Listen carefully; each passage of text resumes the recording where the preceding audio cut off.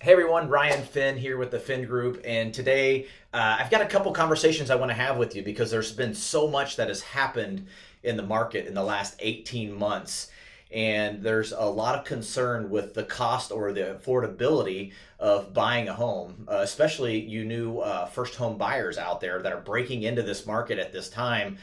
There's a lot of challenges there and concern and frustration. And so today I'm going to illustrate a few things here and show you kind of what's going on.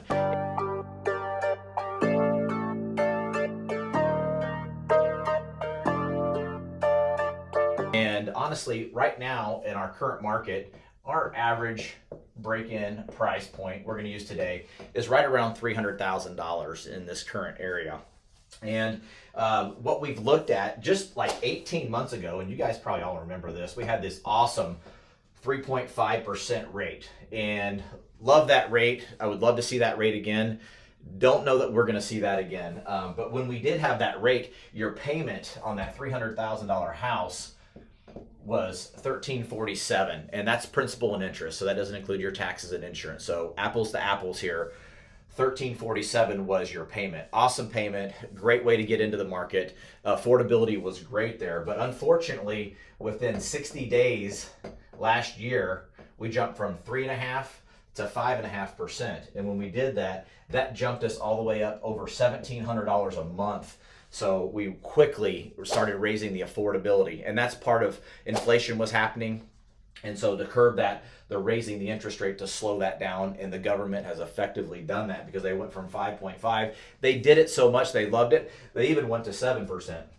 And when they went to 7%, it got really exciting because then that moved your payment to almost $2,000 a month right there. So quickly, within a year, you're going from $1,300 to over $1,900 a month in your affordability. And then we just had another meeting yesterday, and we feel like we're at the top of this thing. We're almost out of it, but right now we checked the rates, and they did do this. They hit this little beautiful mark right here, right? 8%. Nobody likes to see that, and that took our payment right there up to 2201. All right, and so in less than 18 months we took a jump. Same house, right? $300,000 house, but our payment went all the way from 1347 to 2201, and that was a delta of over $850 a month for the same house.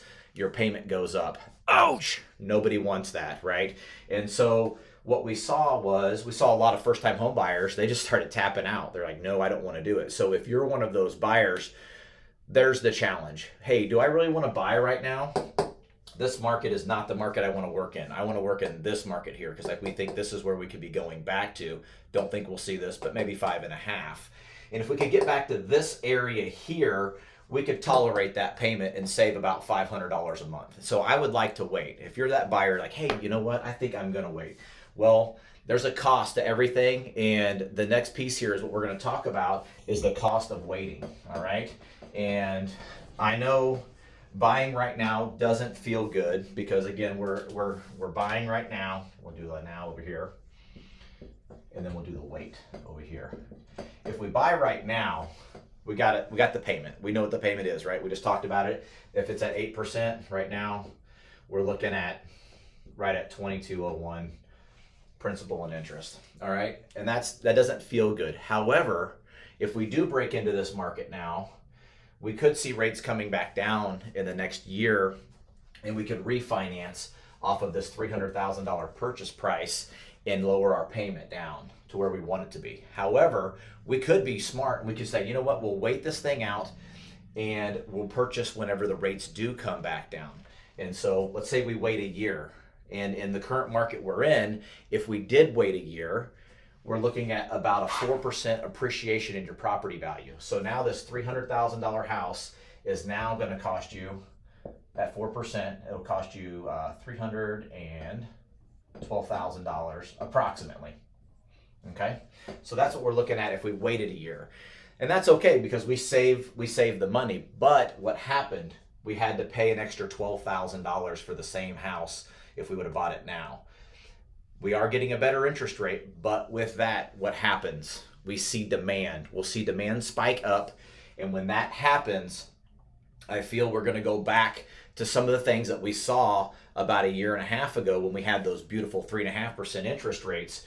We saw multiple offers.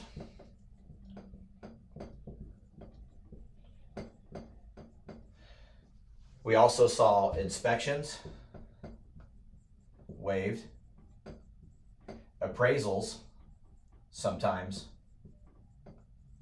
And this was the tough one here, the multiple offers, because what happened is when we had the home that was listed at 312 because we got the appreciation a year later and we listed it and we ended up getting into multiple offers, then what happened was the market really drove the price, pushed it up, and we saw some of these 312 houses, they're going to be going 320 to 330.